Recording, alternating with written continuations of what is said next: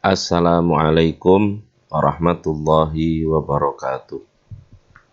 Mari kita mulai perkuliahan pada pertemuan ketiga kali ini dengan membaca basmalah. Bismillahirrahmanirrahim.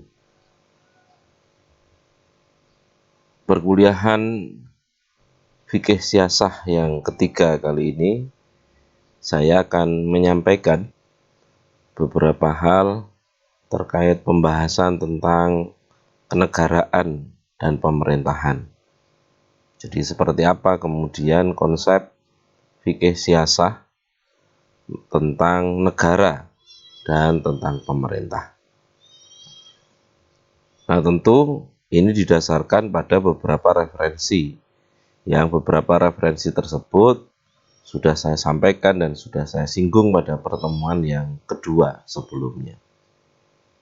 Nah, sebelum saya lanjutkan, tentu saya tetap berharap bahwa dan memohon kepada Allah Subhanahu wa Ta'ala, semoga kita semua selalu mendapatkan perlindungan dari Allah Subhanahu wa Ta'ala dari segala macam mara bahaya, dari segala macam penyakit yang membahayakan, dan dari segala hal yang bisa menimbulkan madarat kepada kita semua. Baik, saya akan lanjutkan bahwa kalau bicara tentang pemerintahan, maka sebetulnya para ahli menulis bahwa pada awalnya pemerintahan itu muncul karena sebetulnya dasar tabiat ilmiah manusia itu adalah makhluk sosial, makhluk yang membutuhkan komunikasi antara yang satu dengan yang lainnya. Nah, dalam situasi komunikasi yang semacam ini, maka kemudian muncul yang namanya institusi sosial. Di dalam institusi sosial ini, kemudian antara manusia yang satu dengan manusia yang lain, itu kemudian dituntut untuk membuat perjanjian-perjanjian, untuk membuat kesepakatan-kesepakatan, dan kemudian memunculkan siapa yang menjadi pemimpinnya, siapa yang mengurusi bersama, dan seterusnya. Maka para ahli menyebutkan ini yang menjadi asal muasal terbentuknya sebuah pemerintahan secara umum. Nah, Aristoteles yang kemudian dalam ilmu politik disebutkan bahwa pemerintahan di era klasik itu, dan ini nanti sebetulnya akan berpengaruh kepada era berikutnya. Maka pemerintahan ini memiliki beberapa macam ragam.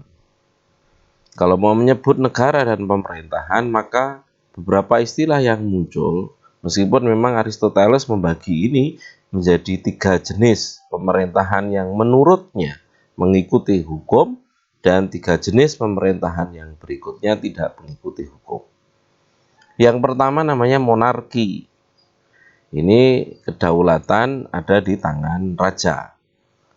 Negara, pemerintah dipimpin raja, dikendalikan raja, dan dilakukan secara turun-temurun. Ada kewarisan karena memang ada kelahiran atau ada aturan, dan sampai kapan kemudian turun tahta. Ini monarki. Dalam pemerintahan Islam berikutnya, monarki ini juga akhirnya terjadi di berikutnya, meskipun dengan menyebut istilah-istilah yang lain. Kemudian yang berikutnya adalah aristokrasi.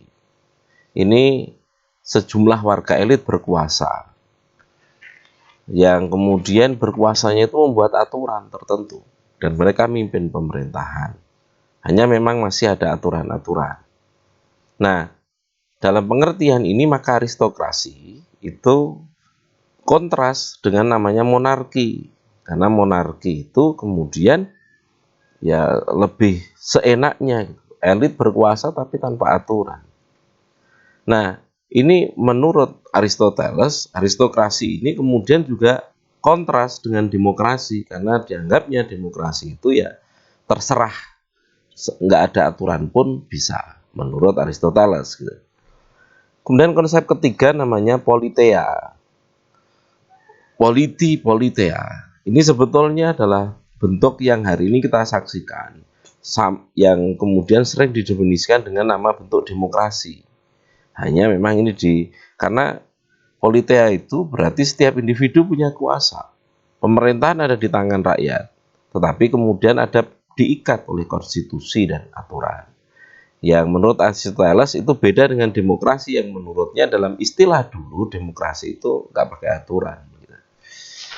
Nah, berikutnya adalah jenis yang kedua yang menurut Aristoteles tadi nggak pakai aturan. Satu namanya tirani, raja, penguasa, tapi bertindak sekehendak hatinya. Yang kemudian ini jadi beda dengan monarki. Kemudian oligarki itu ya sejumlah elit, ya kayak sejumlah elit yang kemudian seperti aristokrasi tadi, tapi kemudian ini adalah kontrol tanpa aturan, ya terserah elit itu, kekayaan, kekuasaan dan seterusnya, militer bahkan tanpa aturan bisa mengambil ini. Nah, yang berikutnya kemudian demokrasi. Ini hampir sama dengan politeia, tapi kemudian ini dianggap bahwa aturannya sekehendak mereka semua. Oke, ini yang kemudian nanti mempengaruhi ke berikutnya. Nah, pada era pemerintahan kemudian disebut ada misalnya beberapa tokoh, Thomas Hobbes. Dia menyebut bahwa ya pemerintahan satu dengan yang lainnya memang akan bisa dibedakan siapa yang memegang. Dan itu kemudian akan menjadi berbeda bentuknya. Nah, John Locke menyebut bahwa ya membedakan bentuk pemerintahan itu yang paling utama dilihatnya adalah wewenang membuat hukum itu siapa yang pegang. Nah, maka kira-kira itu kemudian akan menjelaskan bentuk pemerintahan seperti apa. Nah, Montesquieu di berikutnya menjelaskan bahwa pemerintah itu menurut dia ada 3. Yang pertama namanya republik, kemudian namanya demokrasi dan aristokrasi. Nah,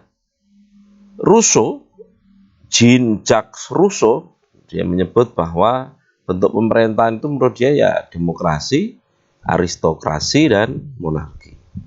Walaupun beberapa istilah ini sebetulnya penyebutan demokrasi yang ini adalah penyebutan politeia dalam istilah Aristoteles.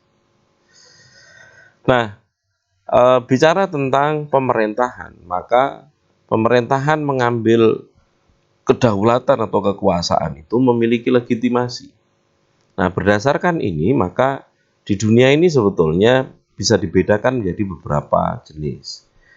Teori yang pertama namanya teori kedaulatan negara. Ini menyebutkan bahwa dalam wilayah satu negara, maka negara itu punya kekuasaan, punya daulat. Nah, karena kedaulatan itulah kemudian lahir negara. Jadi satu bangsa, satu kenegaraan, maka dia memiliki kedaulatan tertentu dan dia kemudian berhak menentukan semuanya. Nah, kemudian ada juga teori namanya kedaulatan Tuhan, disebut juga dengan teokrasi. Ini menilai bahwa bentuk pemerintahan itu dianggap selalu langsung dalam bimbingan ilahi, bimbingan Tuhan langsung. Maka pimpinannya ini dianggap sebagai orang yang langsung dibimbing oleh Tuhan. Atau kadang-kadang kemudian teokrasi itu mendasarkan pada satu doktrin agama tertentu atau kelompok agama tertentu, maka itu teokrasi. Sebetulnya dalam perjalanan sejarahnya teokrasi itu awalnya ya pemerintahan atau negara kedaulatannya itu ada di tangan gereja. Pemimpin gereja berarti pemimpin agama. Walaupun ini akhirnya kemudian dikembangkan teokrasi Islam, teokrasi Hindu dan seterusnya, tapi sejarah awalnya menyebut teokrasi itu ya pimpinan negara adalah pimpinan gereja.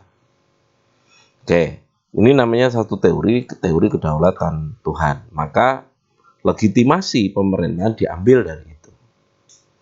Kemudian teori yang berikutnya namanya teori kedaulatan rakyat. Nah, berdasarkan teori ini maka kehendak umum rakyat itu menjadi sesuatu yang bisa mengatur negara. Maka pemerintahan itu ya wakil rakyat gitu. Dan ada tujuan akhirnya ya kebaikan bersama.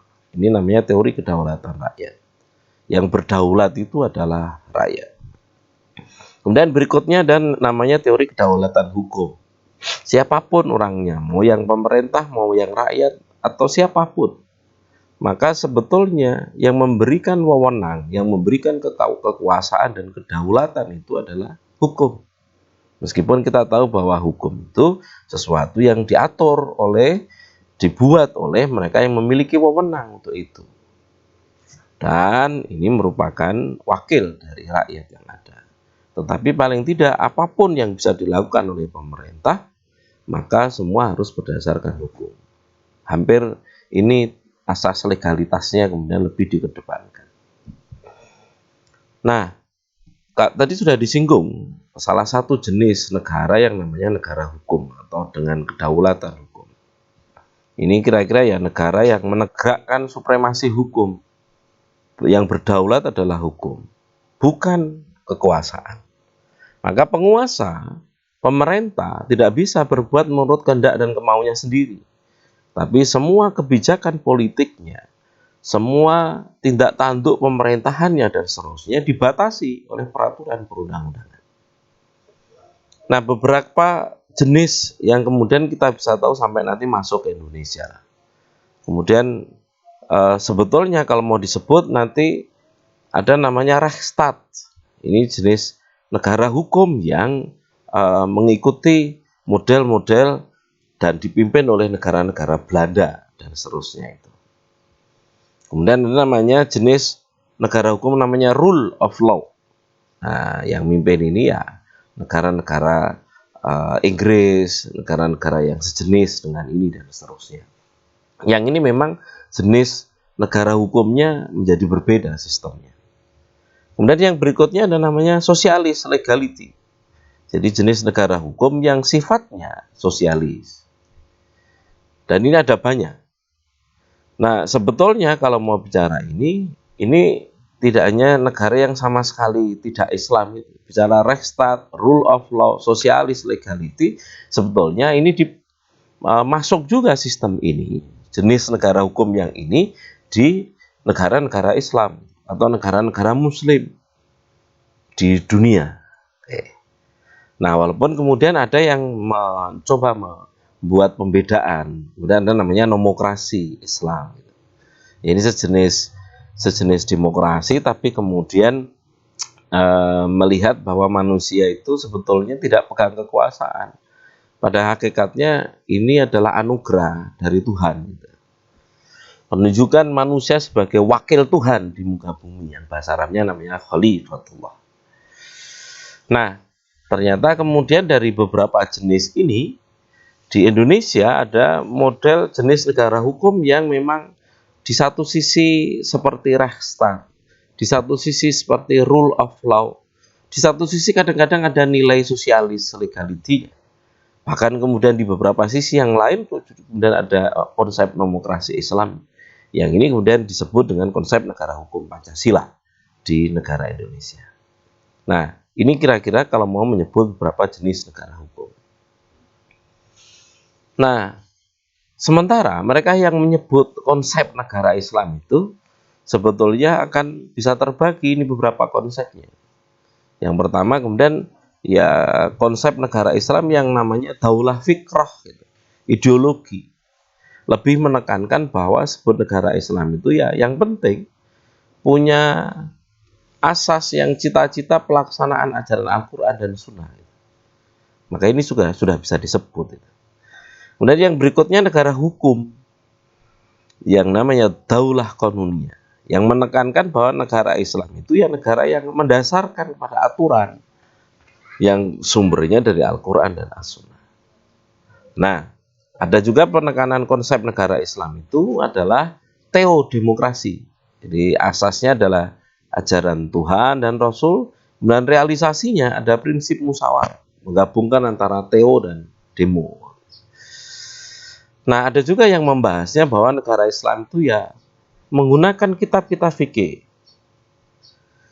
Nah, dan di beberapa konsep kitab fikih itu menyebut ya negara Islam nanti dibedakan dengan negara yang bukan Islam. Ada Darul Ahdi, itu yang negara sahabat, ada perjanjian meskipun tidak Islam tapi teman.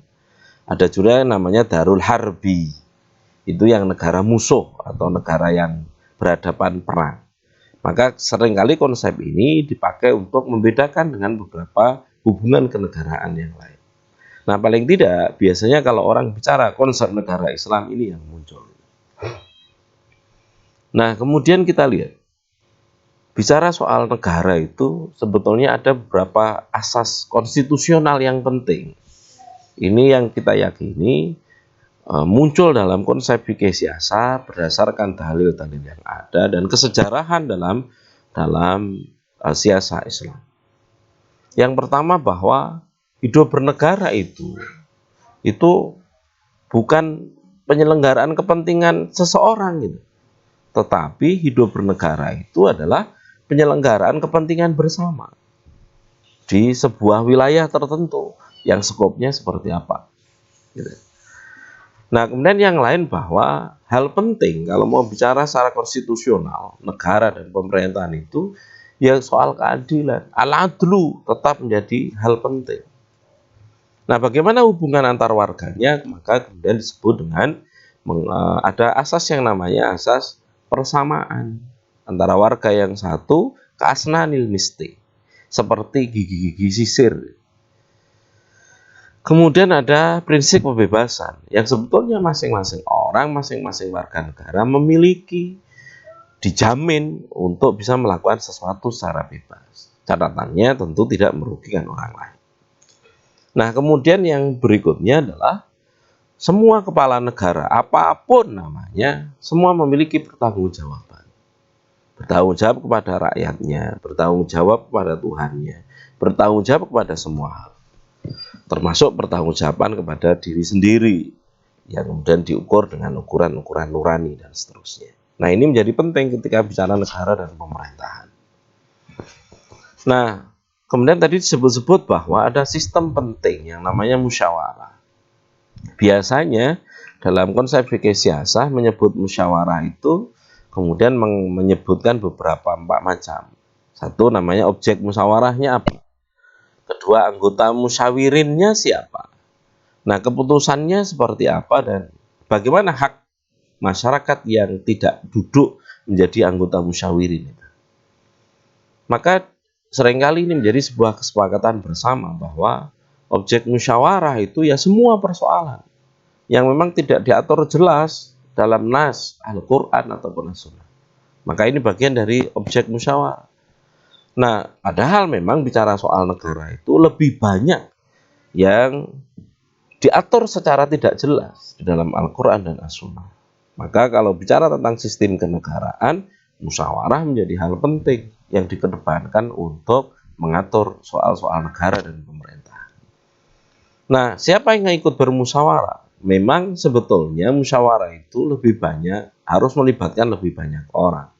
Tetapi kemudian di kesejarahannya akhirnya ya mereka yang memiliki kecakapan ngeh dengan persoalan-persoalan kemasyarakatan dan negara, maka ya mereka ini yang duduk sebagai musyawirin, anggota musyawarah. Nah, keputusannya musyawarah ini yang kemudian bisa disebut sebagai bagian dari ijma atau konsensus. Kalau enggak itu maka putusannya ya diambil putusan paling banyak. Atau kalau masih berselisih ya diyakini bahwa kemudian keputusan yang paling mendekati dengan ketentuan Al-Quran dan As-Sunnah.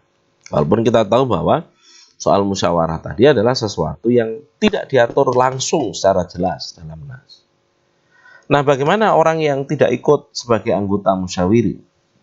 Maka pendapatnya tetap harus diperhatikan oleh anggota musyawirin dan sekaligus juga oleh pejabat pemerintahnya. Ini kalau bicara tentang prinsip dan sistem musyawarah. Nah, organisasi pemerintah sebetulnya kalau mau bicara tentang bagaimana pemerintahan itu berlaku, mewujud, organisasinya seperti apa. Kalau mau menyebut ada namanya legislatif, yudikatif, eksekutif, dan seterusnya. Nah, nas Al-Quran dan As-Sunnah ternyata tidak mengatur bahwa kemudian kekuasaan ini harus dipisah atau kekuasaan ini harus jadi satu. Memang tidak ada ketentuan langsung yang menyatakan soal itu. Karena bicara Al-Quran dan As-Sunnah bahwa Prinsip-prinsip dasar tadi yang paling penting. Oleh karenanya maka pemisahan kekuasaan atau tidak dipisah itu bagian dari wewenang manusia sendiri. Ada kesepakatan musyawarah dan aturan yang bisa disepakati berlakunya. Nah, maka Rasulullah memang tidak menurunkan yang itu. Sehingga memang kalau lihat sejarahnya Rasulullah itu, Rasul pernah bahwa semua kekuasaan itu berpusat di beliau. Walaupun kemudian di perjalanan berikutnya beliau membagi kekuasaan-kekuasaan ini kepada beberapa pejabat yang lain. Baik, kalau bicara tentang negara, maka menyebut negara, maka ini prinsip dan unsur dasarnya yang paling penting. Disebut negara itu karena unsur dasarnya satu ada rakyatnya. Nah, kalau tidak ada rakyatnya, maka nggak ada negara itu. Seberapapun. Kemudian yang kedua adalah ada wilayahnya. Jadi jelas tempatnya di mana, alamatnya di mana, jelas di mana batasannya, dan seterusnya. Nah, kemudian yang ketiga, maka unsur negara itu disebut ada negara itu kalau ada pemerintah yang punya kedaulatan, yang punya kekuasaan. Maka ketika tidak ada pemerintah yang berdaulat, maka negara itu ya ambruk unsurnya. Nah, unsur yang terakhir ini, meskipun ini masih diperdebatkan, yaitu pengakuan dari negara yang lain. Maka sesuatu negara bisa disebut negara kalau negara yang lain mengakui. Nah, disinilah kemudian ada perjuangan panjang satu negara tertentu, sebut aja misalnya contohnya Palestina. Yang ini kemudian pengakuan negara lain begitu diperjuangkan antara kelompok Israel dan kelompok Palestina. Karena menyebut negara memang ada kognisi, ada pengakuan dari negara yang lain. Maka ini ada unsur negara. Nah, kalau mau disebutkan yang lain nanti ada unsur kekuatan bersenjata, ada unsur aturan yang berlaku di antara mereka, dan seterusnya, tapi ini unsur pokoknya. Nah, kita lanjutkan para mahasiswa yang semoga tetap sehat semuanya nih ya. Perlu balik pada satu pembahasan penting. Manusia itu hakikatnya, wujudnya, dan tujuan hidupnya seperti apa. Maka perlu kita tarik dulu sebelum bicara pemerintahan dan negara. Nah, pada dasarnya manusia itu kalau paling tidak dalam Al-Quran ada istilah insan dan istilah bashar. Maka menyebut insan, para mufassir menjelaskan bahwa konsep Al-Quran insan itu hakikat manusia itu ya makhluk sosial, budaya, ekonomi gitu. Punya komunikasi dengan manusia yang lain, memiliki hasil budaya, hasil perilaku untuk menghadapi hidup dan situasi hubungan dengan manusia yang lain. Kemudian juga makhluk ekonomi yang memang sangat membutuhkan kehidupan ekonomi. Nah, bagaimana kemudian ada istilah bashar?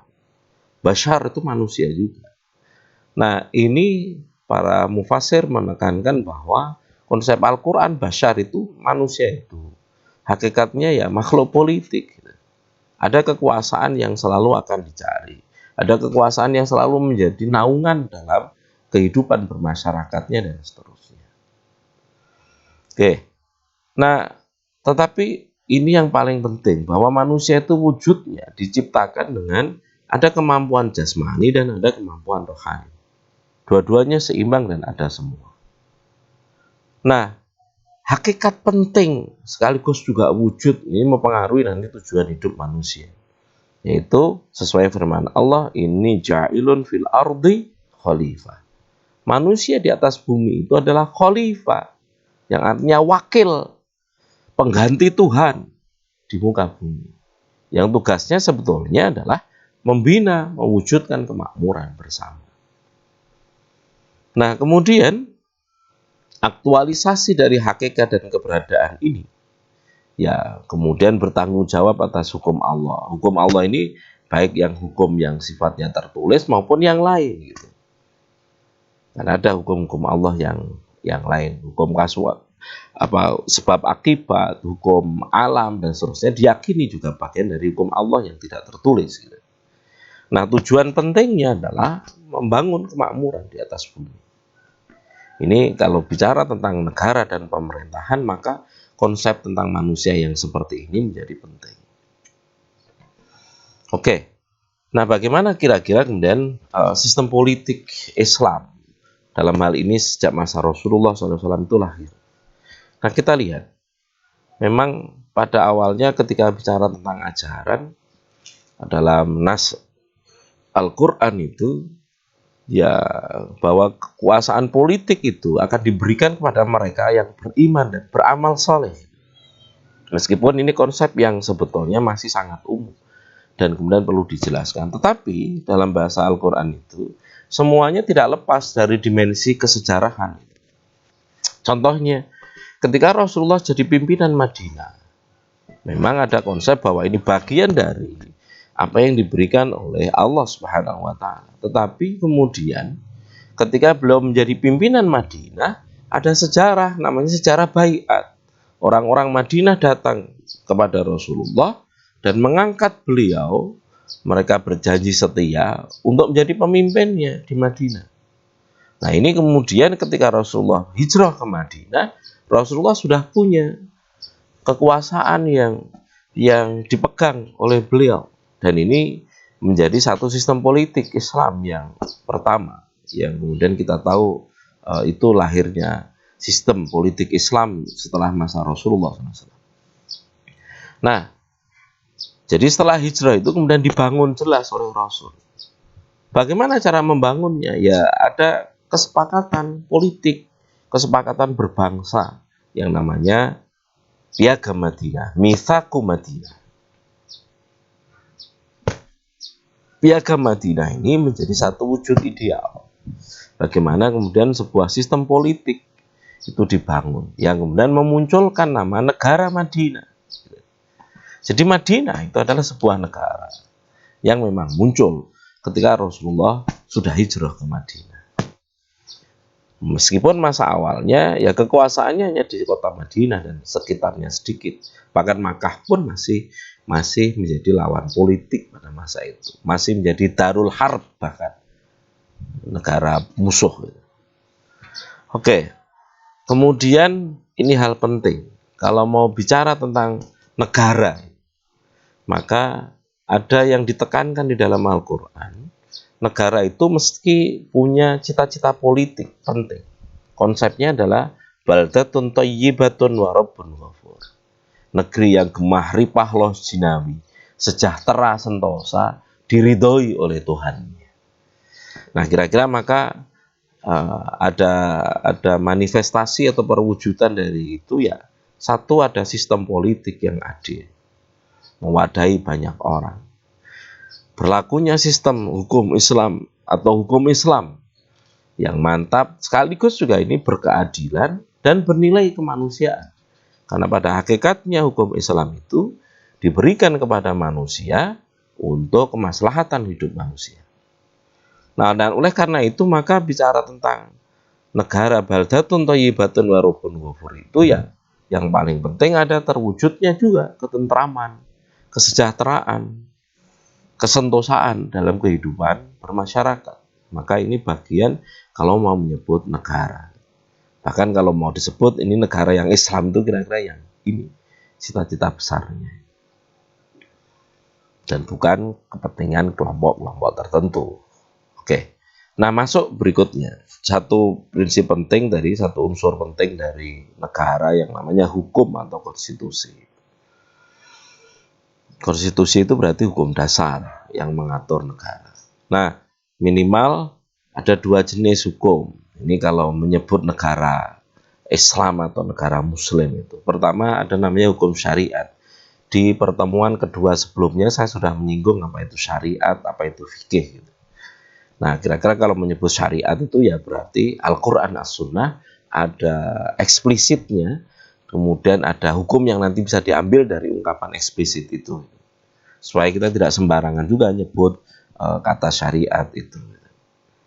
Nah, yang berikutnya, terkait dengan syariat nanti meskipun fikih juga bisa disebut bagian dari itu. Nah, setelah itu kemudian muncul mewujud dalam konun gitu. Hukum konuni. Ini ada keputusan lembaga pemerintahan dan seterusnya. Jadi konun, jadi aturan. Maka ini hukum Islam juga yang memang mewujud dalam konun. Contoh paling jelas di Indonesia itu ya hukum konunnya gitu. Tidak mesti kemudian menyebut Aceh. Oh, enggak. Nah, misalnya contohnya hukum di Indonesia yang konuni, tetapi sebetulnya ini bersumber dari syariat, ya misalnya Undang-Undang Dasar 45, Pancasila, yang mewujud langsung dalam konun dalam beberapa hal tertentu, misalnya Undang-Undang Zakat, jelas, Undang-Undang Haji, Undang-Undang Wakaf, dan seterusnya. Apalagi ini pelaksanaan. Bahkan disinyalir Undang-Undang Perkawinan juga begitu. Karena Undang-Undang Perkawinan itu lebih banyak warna Islamnya daripada warna yang lain. Contoh, di situ disebutkan bahwa nikah itu harus ada wali. Nikah itu ada saksi, adil, dan seterusnya. Oke. Nah, ini yang menarik. Kita bicara Al-Quran itu adalah dasar dari sumber hukum. Tetapi kemudian kita tidak bisa menyebut bahwa Al-Quran adalah konstitusi. Karena konstitusi itu sudah harus mewujud dan lahir dalam bentuk tata aturan yang menyebut bagaimana penyelenggaraan negara itu disebutkan. Inilah yang terjadi kenapa pada masa Rasulullah di Madinah itu ada namanya konstitusi Madinah, Mitsaqu Madinah. Meskipun kita yakin isinya ini pasti bersumber dari Al-Quran. Karena dibuat oleh Rasulullah bersama dengan orang-orang Madinah. Dan ini kemudian yang bisa disebut sebagai konstitusi. Yang mitsaq Madinahnya itu. Nah, baik. Bicara soal negara dan pemerintahan tentu tidak lepas apa yang namanya warga negara. Nah, ini beberapa konsep awal lah. Sebetulnya ini memang nanti bisa dikembangkan lebih lanjut ketika bicara soal internasional. Nah, paling tidak ini konsep dasar awalnya, menyebut warga negara itu mendasarkan ini beragama Islam atau tidak. Jadi kalau Islam warga negara, kalau enggak bukan warga negara. Meskipun ini prakteknya ternyata tidak. Bahkan pada masa Rasul sekalipun, ternyata tidak semua orang Islam otomatis jadi warga negara. Dan non-Muslim tidak dapat jadi warga negara. Ternyata prakteknya begitu. Nah, ada ketentuan. Mereka yang beragama Islam, tetapi kemudian dalam yurisdiksi wilayah kekuasaan sistem politik yang lain, yang memang tidak bersahabat dengan sistem politik yang Islam ini, maka ya dia tidak menjadi warga. Bahkan mereka yang non-Muslim bisa jadi warga kalau ia setia, tunduk pada kekuasaan politik yang ada ini. Nah, bahkan ini dalam kesejarahan begitu. Konsep dasar ini kemudian nanti dikembangkan dalam fikih siasa ketika bicara tentang warga negara. Jadi bahwa warga negara tidak harus semua beragama Islam, ini menjadi konsep sejarah yang memang sudah berlangsung sangat lama sejak masa Rasulullah. Mereka yang mengikatkan diri dan tunduk pada ketentuan kenegaraan, maka ini warga negara. Nah, bagaimana pemerintahnya? Karena ini yang kemudian memegang kekuasaan penting di negara. Demikian juga lembaga-lembaga pemerintah. Nah, disinyalir para ahli menyebut bahwa ungkapan yang paling umum menyebut pemerintah itu adalah ulul amr. Ulu al-amri. Ada pemegang, ada pengendali kekuasaan politik. Nah, oleh karenanya maka pemerintah ini menjadi salah satu struktur dasar sistem politik. Gitu. Bagaimana membangunnya?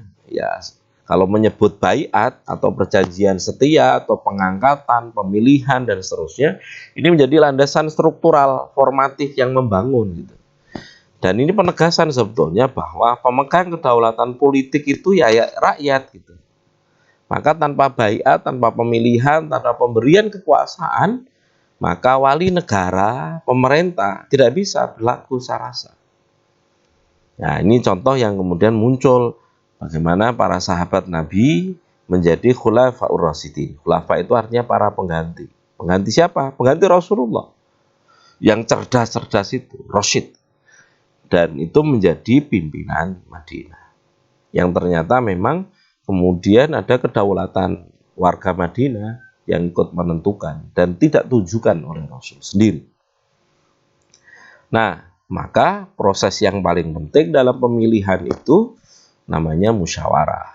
Kalau sudah dipilih, maka kemudian dijanji setia ikut mengikuti dan seterusnya. Meski bentuk musyawarah dalam sejarah tentu menjadi berbeda-beda. Oke, ketika pemerintah sudah terbentuk, sudah ada, maka asas penting pemerintahan.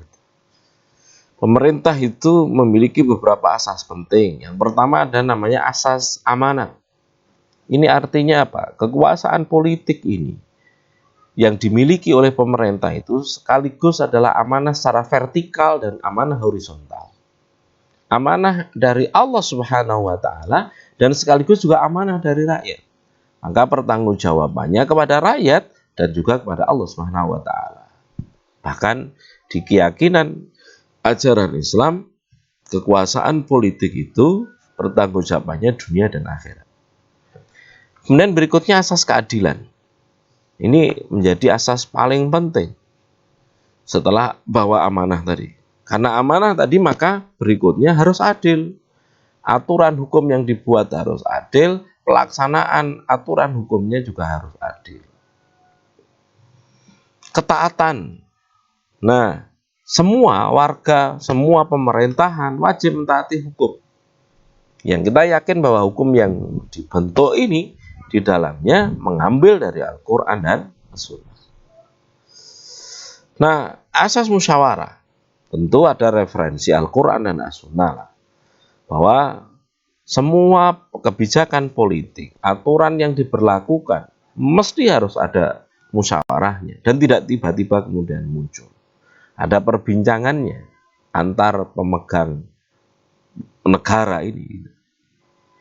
Nah, kita lihat sekarang contoh bagus nih, Konstitusi Madinah.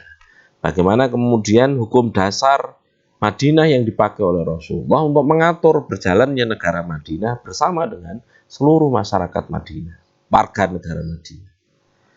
Yang pertama, secara esensi, Mitsaqu Madinah itu ada asas keadilannya. Bahkan yang menyebut perlakuan adil itu berlaku untuk semua orang. Muslim iya, non-muslim iya. Perlindungan dan persamaannya dan beberapa hak wajibannya sama seperti orang non-muslim dengan yang muslim. Itu yang diatur oleh Konstitusi Madinah. Kemudian asas kepemimpinan. Ya, Rasul memang kemudian ternyata tidak hanya pembawa risalah keagamaan atau utusan Allah, tapi juga membawa kekuasaan. Yang Rasul memang kemudian memimpin dan ditaati. Nah, asas yang lain adalah al-amru bil ma'ruf wa nahyu 'anil munkar. Bahwa ada soal takwa kepada Allah, ada soal kepedulian sosial. Ini kalau menyebut al-amru bil ma'ruf wa nahyu 'anil munkar itu ada soal-soal kepedulian sosial antar sesama. Tidak semata-mata garang. Itu sebetulnya amar ma'ruf nahi munkar. Nah, di Konstitusi Madinah juga menekankan ada asas kebangsaan. Kita tahu bahwa di Madinah itu ada orang keturunan Yahudi, suku ini, suku itu, Bani Nadir, Bani apa, dan seterusnya. Ada orang dari Mekah yang keturunan Quraisy, yang suku ini, suku ini, suku ini, karena Quraisy itu suku besar. Ada orang yang suku A, B, C, D, dan seterusnya. Nah, berdasarkan Konstitusi Madinah, maka akar-akar primordial dari struktur Madinah ini dibabat habis sebetulnya. Karena semua harus mengaku sebagai warga Madinah. Yang kemudian antar warga yang satu dengan yang lain dari suku yang berbeda itu kemudian menjadi egaliter. Dan ini menjadi prinsip penting kebangsaan. Ini yang kemudian ternyata juga dianut oleh negara Indonesia seperti di Konstitusi Madinah. Nah, berikutnya adalah asas kewibawaan hukum. Jadi kalau tadi dibicarakan tentang kedaulatan hukum, negara hukum, dan seterusnya, maka ya semua orang, masyarakatnya, pemerintahnya harus patuh pada hukum Islam dan hukum yang kemudian nanti disepakati dalam perjanjian kenegaraan. Maka memang Konstitusi Madinah itu menuntut semua orang harus taat pada Konstitusi Madinah, apapun agamanya, apapun sukunya, dan seterusnya. Selama mereka masih masuk itu, maka ini warga negara yang harus dilindungi, dihormati hak-haknya, dan seterusnya. Tapi keluar dari kesepakatan ini berarti bagian dari musuh, yang bahkan bisa diperangi, dan seterusnya. Konstitusi Madinah mengajarkan bahwa dalam kenegaraan itu ada asas persamaan. Non-Muslim juga punya hak istimewa, sebagaimana orang Muslim punya hak istimewa dalam negara tertentu. Nah, yang lainnya juga ternyata ada asas kebebasan. Maksudnya bahwa antara Muslim yang satu dengan yang lain, non-Muslim yang satu dengan yang lain, antara Muslim dan non-Muslim, manusia secara umum, ini memiliki kebebasan melakukan sesuatu untuk hidupnya. Selama tidak melakukan penindasan kepada kelompok lain, selama kemudian tidak mengganggu orang lain, semua kemudian punya kebebasan ini. Sehingga antara satu dengan yang lain tidak bisa menindas. Masyarakat bentuknya plural, karena di Madinah itu plural dan dihargai bentuk pluralitas ini. Oke. Konstitusi Madinah juga mengajarkan bahwa negara itu antar warga negara dan isi warga negara itu harus tolong menolong. Maka kalau orang sudah bersama, bahwa hubungan antar agama sudah bagus dan harmonis, maka kemudian yang dilakukan berikutnya adalah ta'awan, saling tolong menolong. Untuk apa? Untuk menegakkan negara dan kehidupan bernegara itu bersama-sama. Nah, ada hal penting di Konstitusi Madinah itu yang namanya asas perdamaian.